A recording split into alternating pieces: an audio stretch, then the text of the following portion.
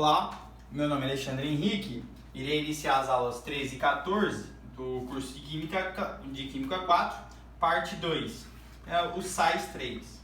Bom, aqui eu vou falar dos principais sais que a gente tem no ambiente. Então, o que são os compostos? Os compostos iônicos, porque sal é iônico. Então, ó, você tem aqui, ó, composto iônico. O sal é iônico.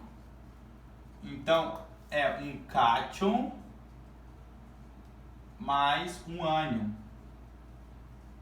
O cátion vem da base e o ânion vem do ácido.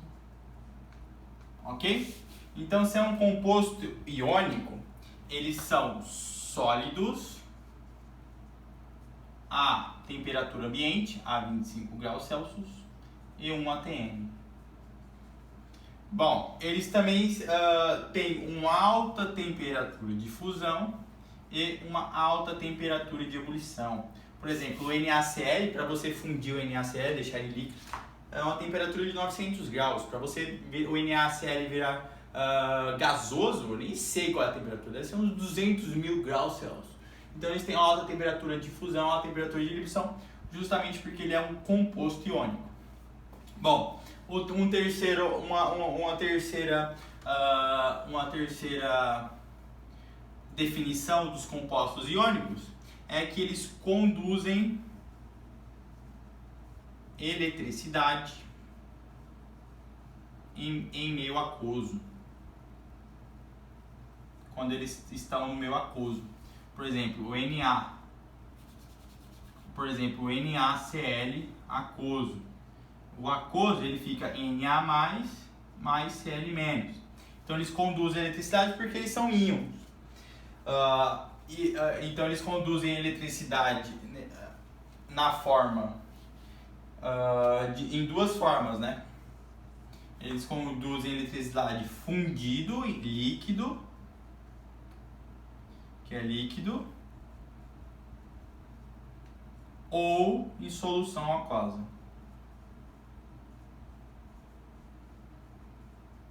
Que seria, por exemplo, o NaCl. NaCl é um sólido, mas quando você coloca ele em água, ele libera o Na mais Cl-. Esses aqui são íons, portanto, se são íons, conduzem muita eletricidade. Isso aqui sofreu um processo de dissociação iônica, não é ionização, porque isso aqui já é um íon. Por exemplo, o KCl, isso aqui já é um composto iônico. Quando você coloca ele em água, você transforma ele em K mais Cl-, aquoso, né? Aquoso e aquoso. Então, eles são íons, portanto, eles têm um alto poder de condutividade elétrica. Eles conduzem elétrons de forma aquosa ou fundido. Você tem que fundir um ácido, ele tornar líquido, e eles também conduzem eletricidade. Esse processo aqui, ó, é a dissociação. Não se esqueça disso. A dissociação ocorre nos sais e em algumas bases. E a ionização ocorre nos ácidos e também em algumas bases. As bases fracas também ocorre o processo de ionização quando colocado em águas, segundo Arrhenius. Ok? Bom, esses são os principais, as principais definições que você tem que saber dos compostos iônicos, que é a ligação iônica, e dos sais, principalmente, que é uma formação de um composto iônico.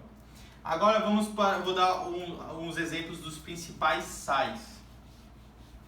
Bom, quais seriam os principais sais? Eu vou listando aqui. E a gente vai aprendendo. Aqui, então eu vou colocar principais sais. O primeiro seria lógico que seria ele. O primeiro seria o NaCl. Que sal é esse? É o cloreto de potássio, mais conhecido como sal de cozinha. O cloreto de potássio, a fonte dele aqui no Brasil é no Rio Grande do Norte, e ele provém da água do mar. Você pega a água do mar e faz um processo de separação de mistura por evaporação, e ali você só deixa o sal. Então é o principal componente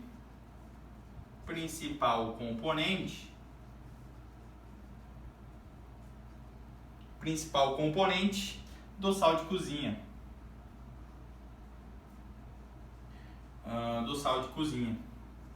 Não se esqueça que o sal de cozinha hoje ele é NaCl mais o iodo.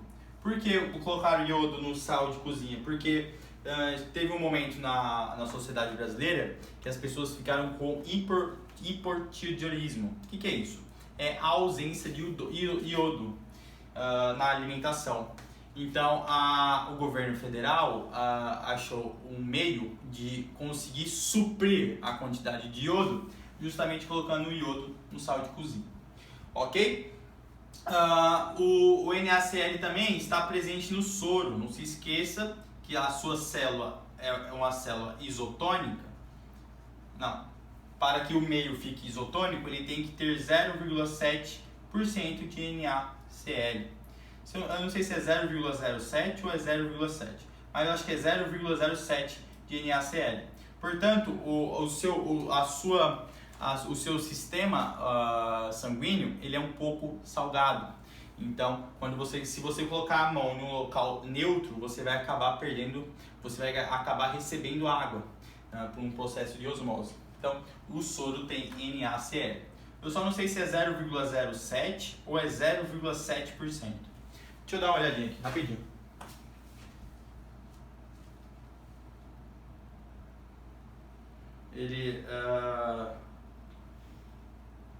Concentração do soro fisiológico.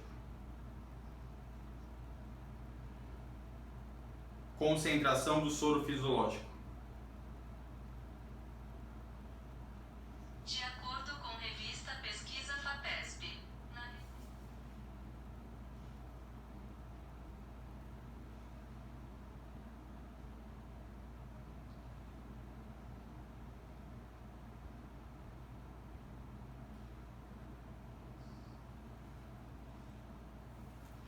Não é 0,9%. Então é 0,9% de NaCl. Portanto, o soro é um pouco salgado. E o principal uso do NaCl foi na conservação de alimentos. Por quê? Porque na África, em 1500 ou até antes disso, não existia freezer. Então, se você salgar o alimento, aqui está, por exemplo, um bacalhau, um peixe. Você salga o bacalhau, você vai deixar o meio hipertônico.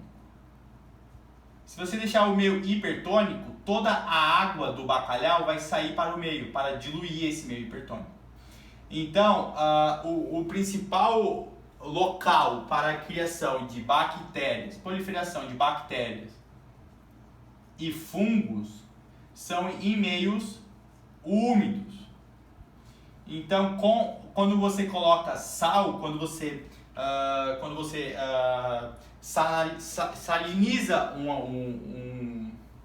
um alimento, você acaba retirando a água do alimento. Portanto, você inibe a proliferação de bactérias e fungos. Então, por isso que o sal ele foi tão importante para a conservação de alimentos que ele se tornou até lucrativo, ele teve um valor lucrativo. Daí vem a palavra salário.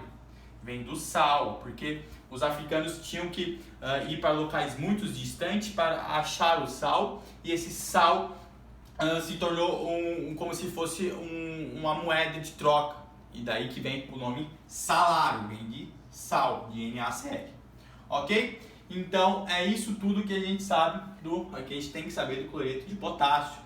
Isso aqui na química vai para a biologia, aqui vai para a biologia também, inclusive para a história com a ideia do nome de salário. Bom, agora vamos para o segundo sal importante, que é o nitrato de potássio. O nitrato de potássio é o NaNO3 mais 1, isso aqui é uma carga positiva. Bom, o que tem de importante do NaNO3, o nitrato de potássio? Bom, se ele é nitrato, ele veio do ácido nítrico, né? Então ele veio desse ácido aqui, ó, ácido nítrico. Porque, ó, nítrico, nitrato de potássio. Bom, o que ele é importante? Ele é o formador da salitre, que é a telha, né? Aquela telha. Ele também é usado para a produção de explosivos,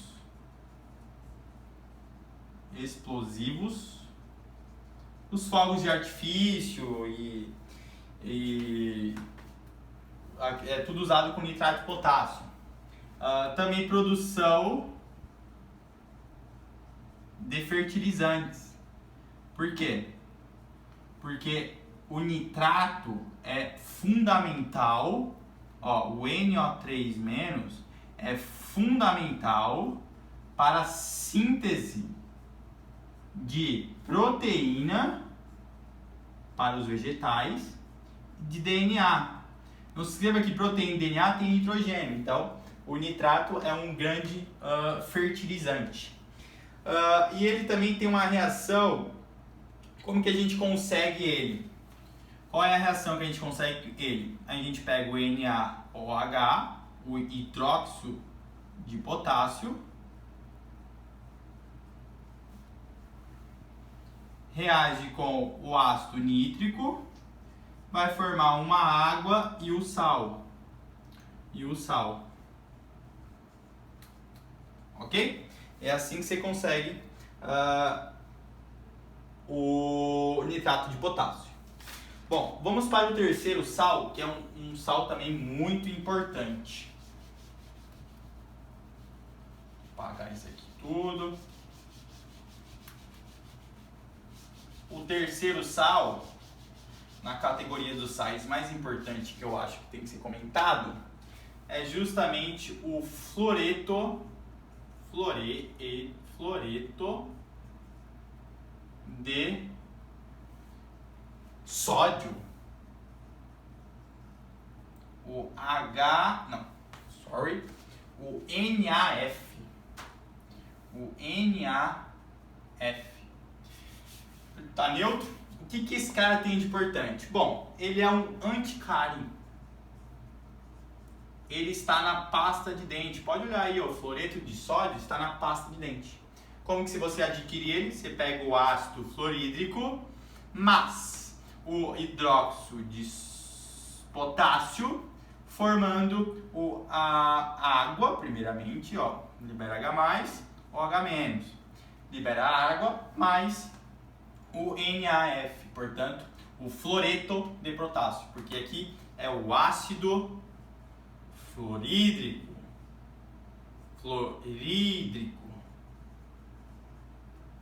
Então, se é hídrico, termina em eto. Então, por isso que aqui é fluoreto de potássio. Bom, vamos para o quarto sal. O quarto sal importante de ser mencionado é o hipoxia hipocloreto de sódio. O que é o hipocloreto de sódio? Ele é o NaClO. Então, aqui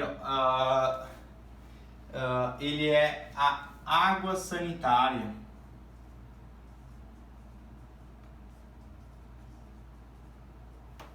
Se ele é a água sanitária, como que você adquire ele? Bom, você adquire ele, você pega o ácido, e esse ácido aqui, reage com hidróxido de sódio. Aqui você vai liberar o H+, aqui você vai liberar o OH-, e você tem uma água e esse sal aí, ó, NaClO. É a principal composição da água sanitária. Vamos para o quinto sal bastante importante.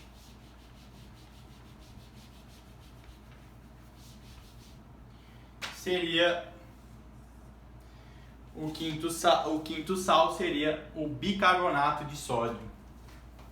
Bicarbonato de sódio. Quem é esse cara aqui? É o NaHCO3. Bicarbonato de sódio. O que ele é importante? O nome dele também pode ser hidrogênio, da parte 1, né? Hidrogênio carbonato de sódio.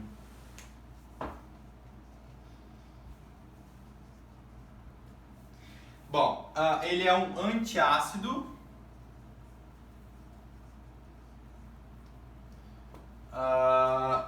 Ele é o principal regulador da sua azia, por isso que ele é um antiácido. Azia, né? Isso aqui é o eno. O eno é formado por bicarbonato de sódio, ok? O que acontece quando você tem uma reação com HCl no seu estômago? Bom, você tem aqui o NaHCO3 mais o ácido clorídrico, que é o ácido do seu estômago, por isso você tem azia. O HCl formando, ó o que vai formar. Vai formar o NaCl mais H2SO3. Isso aqui seria o bicarbonato de sódio, o bicarbonato. Sendo que o bicarbonato, ele é muito estável. Ele vai quebrar em, CO2 e água. Portanto, ele está pegando o ácido, formando um sal e formando CO2 e água. Portanto, um gás e água. Por isso que ele vai neutralizar o ácido do seu estômago. Ok? Então, o bicarbonato de sódio, o bicarbonato ele é instável. Então, ele se quebra em CO2 e água. Também se a gente usa o bicarbonato no fermento. Por que no fermento? Porque quando você pega o NaHCO3, isso aqui no fermento, quando você aumenta a temperatura, você vai conseguir quebrá-lo por decomposição a temperatura alta em Na2SO3 mais, você precisa de dois desse, mais CO2 mais a água. Vê se está tudo certo. 2Ca, 2, 3, 5, 6, 6, 2Na. Então, quando você usa ele no fermento, você quer ter uma decomposição por temperatura. Então, você libera o CO2, o que incha a massa, né? Incha a massa do bolo, do pão. Então é o CO2 que faz com que enche a massa. Bom,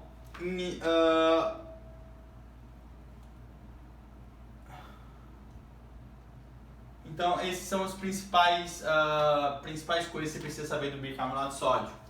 Aqui tem um diferente nome. Ele é um antiácido porque ele forma o bicarbonato. Se quebra, forma CO2 e água. Portanto, ele está pegando e diminuindo a concentração do sal.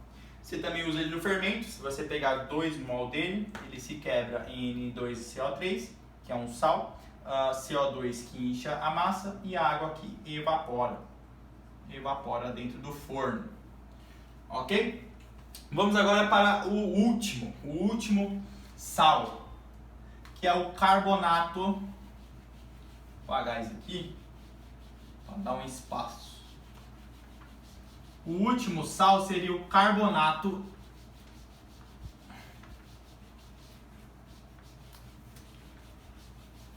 aqui é o bicarbonato. E o último sal dessa lista que eu coloquei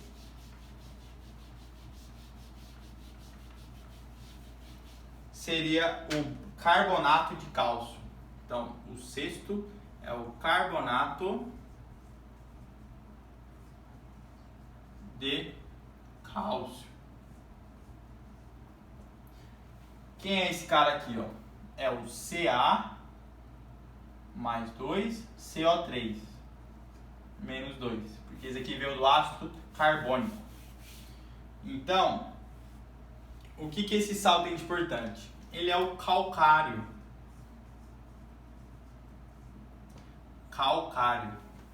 Portanto, ele é o que forma o mármore, a estrutura óssea dos quinidários, os corais.